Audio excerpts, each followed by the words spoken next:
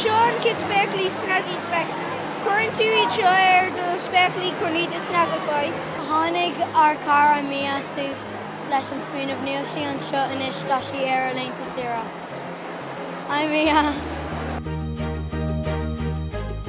Seo é leabhar don junior entrepreneur.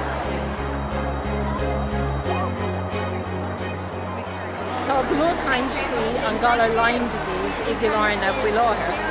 Mar tá lán fia a going sa National Park agus tháinig an cuioineh ar an cailín seo ealaí nuair a fuair sí tic ina lád agus ní raibh mór an ólas chunas an tic a thugann amach i gceart. Seo é sláim agus rinne mu é seo mar bhí se an bhí tóráid sa scoil agus bhí glódaoine gheara. Rinne mu le PV glú isce lena saisní difriú le sé ceann flóm chur mud bíd isteach ó mála beanbag. Rinne Skull Valley nor an leabhar seo for the love of GAA.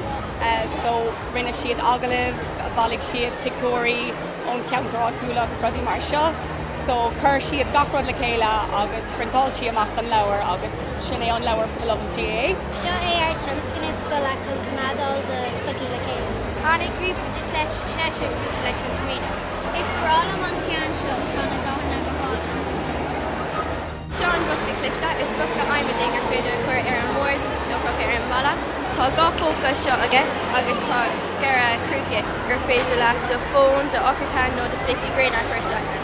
Rinne muid cocky agus yield muid ticket ar €2 don dramaíocht. Run na cocky jazz?